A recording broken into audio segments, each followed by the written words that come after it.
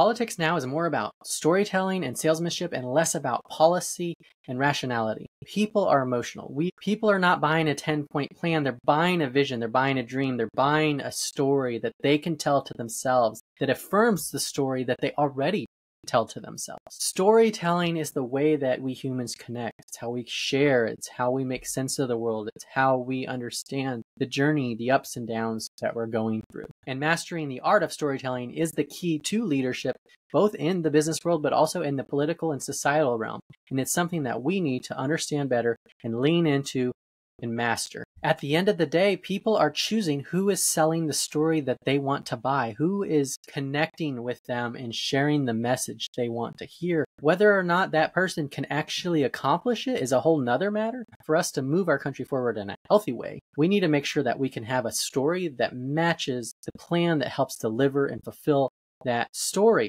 But if we lack the story, if we lack the salesmanship, we won't be able to even give a chance to make that plan happen. So in this video, I want to share a few clips from a conversation with Mark Cuban, where he's at the Principles First conference, and he's talking about politics, future, vision casting, and communication. We're going to dive into what he talks about in regards to salesmanship and communication. We're going to talk about disinformation and truth, holding people accountable for the things that they say and do. We're going to dive into the chaos that our country is experiencing right now. And we're going to talk about participating in healthy ecosystems versus toxic ones. So let's dive into this first clip with Mark Cuban. You've got all these people who are taking a buyout, 80,000 people and growing. You've got tens of thousands, 100,000, maybe more, that are getting fired. Who's standing up for them? Why is it not the Democrats who wants to be the party of the people again? Why aren't you saying, we're going to pass legislation, even though they can't pass it, doesn't matter. We're talking salesmanship, right? And we're going to talk about this every day, that we are going to pass legislation that says, if you took the buyout, not 8 months, but one, we're going to guarantee you the amount, whatever it is. Two, we're negotiating for 16 months, knowing you'll settle for 12. And if you are pregnant, sick, have a chronic illness, disabled, your benefits will last forever, as long as you need them. Everybody else gets a year. Who's out there having that conversation? If the Democrats were there saying, look, we don't care about anything else. We are here to help the people who have just been put on the street. And we'll put together in this program some help for job seekers too. Easy, easy. If you heard this from Chuck Schumer, right? Or Bernie would be good selling. I can't believe we're not taking care of our people here. You know, if you're pregnant, yes, you get benefits. If you're, it's easy, but nothing, crickets. All this money that's not getting passed through, right? The NIH money, all the grants, 51% administrative fee, cutting it to 15. Nobody's actually asking the grantees. So I said to the Democrats, I'm like, go to your state universities and say, would you take a haircut at all? Because right now you have complete uncertainty and you're looking at zero. And the first answer is, no, we can't. But then they deal with the reality and say, well, it's better something than nothing. And if the Democrats negotiated and said, look, that's all chaos. They're not organizing anything because they don't know how to organize and structure. Because Donald Trump, he puts PR over policy. He doesn't want to govern. He wants to sell. That's what great salespeople do. So just create some organization. Go through and negotiate these things. Here's another one I told him. I said, and by the way, when I was out there for Kamala, I was saying we want to reduce the deficit. And they were agreeing, we want to reduce the deficit. And Democrats say we want to reduce the deficit until Donald Trump says it. So there's a few things I want to tease out there. One is this idea that Democrats are just failing at a leadership. I feel this myself, just wanting a sense of leadership from people in our politics, from people in our society, to speak into these issues, to say what's going on and to make sense of it, to tell that story. And it's wild how distracted they get, how distracted everyone gets from the core issues. What are those core issues? How do you know you're getting distracted from the core thing? You have to know what the core thing is.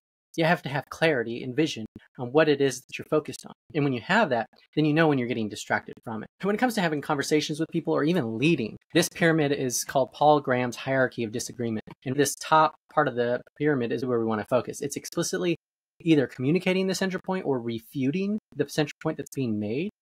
And as you can see here, you go down and refutation second, then counter-argument, then contradiction, responding to tone, ad hominem, which is disparaging the deliverer of the message, and then name-calling. A lot of what's happening in our political discourse with people that I talk with is they just move down the bottom of it. They really have no interest in this top, and sometimes it's because they don't know how, sometimes they don't want to. But as a leader, we need to focus on this top part and consistently and clearly communicate what that is and go back and forth. The other thing that Cuban talks about that I think is also important is if there's a good idea, it's a good idea. We need to be for what's true and good. It doesn't matter where it comes from. We don't want to fall for the genetic fallacy, which essentially says it's not true or it's not good because of where it comes from, right? So we want to be for what's good and true. And if that comes from a Democrat, then that's great. If it comes from a Republican, then that's fine too. If it comes from Trump, if he has a good idea, then it's fine. There's no issue with that. We want to be committed to what's good and true, not to what our political parties say is good and true. Because a lot of what they say is good and true is bad and false. And so we want to be, as American citizens, we want to be committed to what is good and true. And whoever's going to help us get there, that's who we partner with and help and support and cheer on. And then when those, whether it's people that are in our tribe or outside of it, but particular people inside of our tribe, if they are participating in deception and what's not true, and they are also propagating really bad things, then we need to speak up. And that may make us unpopular with the people around us. But that is what it means to be committed to truth and committed to logos. There's something higher that calls us beyond our political affiliation and our social acceptance. It's the truth, and it's the source of that truth. Let's jump into the next clip where he talks about the chaos. Here's the other thing I said to him. It's great if Doge finds fraud. Come out and say, yes, Elon, if you find fraud, those people should go to jail. So we are going to pass legislation that says if Elon Musk or Doge on doge.gov promotes or posts that they found fraud, you must file criminal charges within 30 days. And if you don't, and you misled people, then you are liable for libel and slander.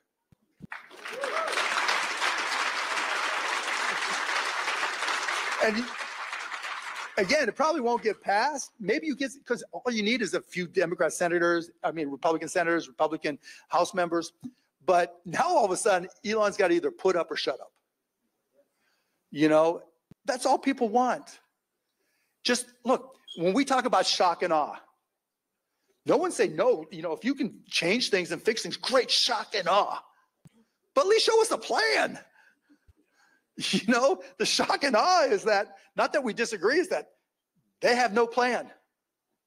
They have a concept of a plan. Well, this is another great example that Mark Cuban is sharing with us here. We have entered in a new era of politics. And a lot of people are operating as if things are normal, as if it's sort of how it used to be. And things have dramatically changed.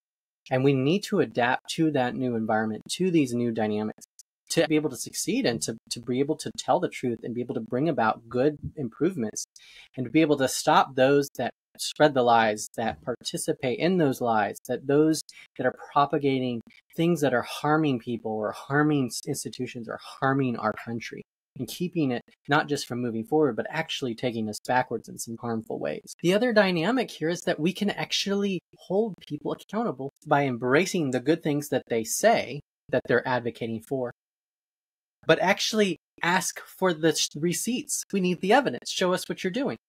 And a lot of what's happening is they're being deceptive, they're being secretive, they're being sneaky, they're being cruel, and a lot of this is being covered up by this salesmanship. They're selling snake oil to many Americans, and they're buying it. And it's not that some of these ideas couldn't be good or that they couldn't work, but that's not really what they're doing. They're pretending to do the things that look like good things, but they're not actually doing those things. The other thing that Mark Cuban is talking about is being able to tell the story. It's being able to communicate and also do it in such a way that forces the other side to shut up or show up. You know, if there's fraud, like his example is great. If we're against fraud, that's a bad thing. We don't want fraud. Let's be against fraud and more efficiency and effectiveness. But if it ends up being just deception and slander, let's call that out. And if we actually lean into what is good, we can create a sandwich or a vice that moves us towards what is good, and it purges out the lies and deception and those that are participating in those things. Let's jump to the next clip. You know how much money I've given to political candidates in the last 20 years? Zero. Not a penny. Because I can think of 1,000 better things to do with that money to help this country. And I think my time is more valuable to come out and do things like this, or go to Wisconsin or go wherever. And that's what we can do. You've seen some of the town halls now. People are starting to realize that chaos is not good for this country. There's no amount of money that overcomes that. And I think if you're not a Donald Trump supporter, the only person who can convince a Donald Trump supporter to not support Donald Trump is Donald Trump. He'll do it for us. He'll do all the hard work. He'll do all the heavy lifting. And you know what? If he changes and he comes to his senses on a lot of this stuff and the chaos is gone and we start, the deficit start, more power to him. Great. God bless America. Right? But, in terms of Elon trying to go to Wisconsin and everything, I just think getting organized and getting people there and telling them the truth. Because when you're running against an incumbent like Trump was, it's really easy just to throw at him and to sell against him. But when you're the incumbent and now all of a sudden he's got a litany of things that he says he's going to do and said he was going to do and can't do no matter what, that's your biggest weapon.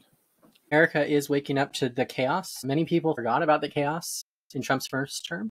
The other thing they didn't realize is that in Trump 1.0, there were a lot of good people around him that restrained his worst impulses.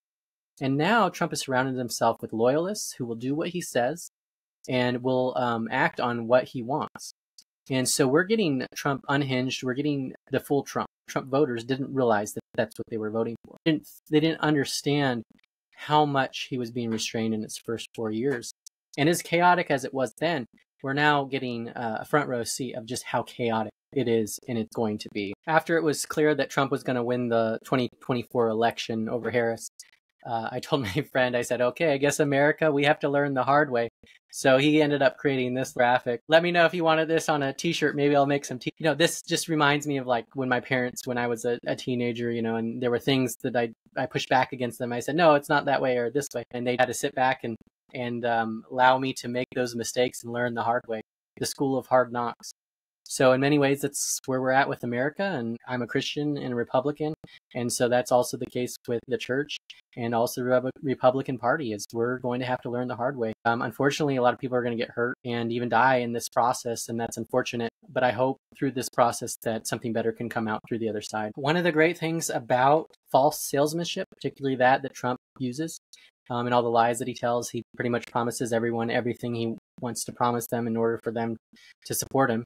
And many people either believe him or they're okay with it. But when you actually are in power, when you have a leadership responsibility, when you are in a position of authority, that when you fail there, then you've failed your constituency. And it becomes clear that you were just selling them snake oil, that you were just speaking a lot of garbage. And so this is the opportunity for a lot of America to see clearly, hopefully.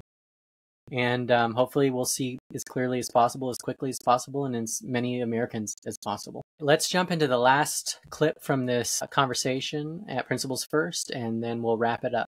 Disinformation. So much on the internet, with Zuck also bending the knee, there's no fact checking, there's a lot of disinformation. How do we fight disinformation? You don't. And I know that sounds disheartening, but people believe they were eating cats and dogs.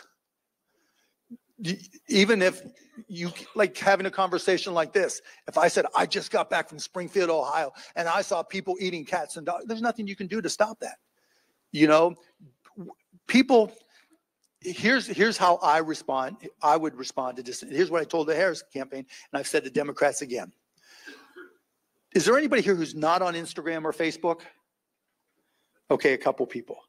Everybody else has their information fed to them on the social media they're on by algorithms. And the algorithms, all they want to do is make more money for, Meta, Instagram, Facebook, right? Twitter, Musk.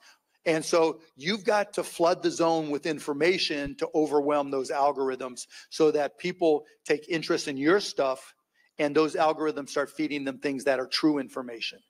It's not about having another media company. And oh, by the way, I don't know if anybody here uses Blue Sky, but thank you. Because I think really that's the opportunity to counterbalance a lot of the strength on Twitter, because Blue Sky is a moderated platform. When I go to Twitter, I get some of the nastiest hate, the nastiest memes. On Blue Sky, I get some hate, right? But at least I can engage in the conversation. And the hate is, billionaires are a policy failure. Okay, I can deal with that. We'll eat you last. Okay, I can deal with that. The shit on Twitter is nasty, right? And I think most of the voting public would prefer a moderated platform. We don't want to go where there's hate continuously, whether it impacts us or not. And so the bigger point there is there are platforms where you can engage. And what I'm saying to all left-leaning media, Blue Sky's got 32 million users now. Twitter's got like 100 million. If we get to 60, if Blue Sky gets to 60 million, now all of a sudden the balance of power is different, because you can engage and have conversations on Blue Sky that you can't have on Twitter. So how do if someone says something stupid on Twitter and you try to counter them, then you just get attacked left and right.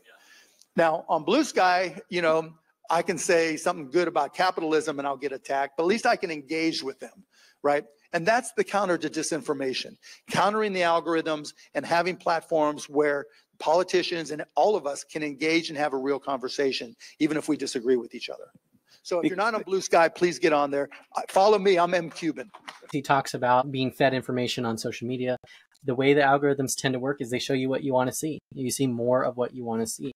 And so in a lot of ways, the algorithm is a mirror into yourself. And that may be something worth, reflecting on, is what is the content that you're seeing and what does it say about who you are and who you want to be? Is that the person you want to be? Is that the type of person you want to become? If you'd like to take control of your feed so that the information you're getting is something that you've sought out, that you've chosen, I would recommend that you sign up for an account on Feedly. It's feedly.com. Pull up the website here. You can put in all the website, your Substacks, all the places that you want to subscribe to. You could also sign up for email newsletters, but I like Feedly because it pulls in RSS feeds from all these different publications. And then I have a feed, but it's all from sources that I've chosen and picked across topics. I've got hundreds and hundreds of feeds that I've subscribed to and collected over the years. But it just allows me to take control of the feed so that I am shaping what the algorithm, essentially the JSON algorithm, what it consists of and how it's being used and how it allows me to scan through it and then pick things that I want to read. Another option, another way to do that is with podcasts, using your podcast app, seek out content and information. I would recommend, if you're not already doing this, find whether it's podcasts, audio, whether it's YouTube channels, whether it's blogs and news sites, is find a variety of sources with different points of view, different worldviews, different political orientations. Find the best in the different areas and put them into your feeds so that you're not getting this silo, isolated, ideologically driven feed of information that has a very narrow story of the world and is actually, in many cases, radicalizing you towards that ideology further and further, whether you may know it or not. He mentioned the idea of flooding the zone. Part of the reason I'm making videos like this, part of the reason I'm doing YouTube, part of the reason I create articles, I do the podcast, is I'm creating content, and my idea and my message is to get the truth out there. It's to share good and useful stories and good systems to help people navigate the chaos. And it's putting more good and healthy things out into the ecosystem to counteract the toxic environments that are out there. And like you said, with Twitter, now X and Blue Sky, I used to love Twitter, but it really has changed into something different. And I'm on Blue Sky, so if you want to follow me, I'll put the link in the description. Ultimately, the idea of being healthy versus being hateful right? Can we move towards healthy and away from toxicity? Are we contributing to the toxicity, or are we contributing to healthiness? And whether that's the environment we're in, the things we're posting, how we're responding to people, really thinking through those things and figuring out, okay, how can I grow and become a better leader in the context, whether they're digital or in person, that I'm participating in and leading, so that I can move us towards more of a state of thriving together and away from this toxicity and hate and animosity and division that is plaguing our society right now. Those are a few things from this clip with Mark Cuban. I'll put the link to the full thing if you want to watch the full conversation in the Principles First. They had a bunch of talks that day. If you're not familiar with Principles First, let me just share. Their website is principlesfirst.us. That's Principles First. And they are a grassroots movement of people who share a love of American democracy and have a concern for the direction of conservative leadership. And so they've got a lot of great things going on, and I would encourage you to follow them on their website and YouTube and check out all the videos from the conference. I'll be doing some commentaries on the other videos after this one. Thank you very much.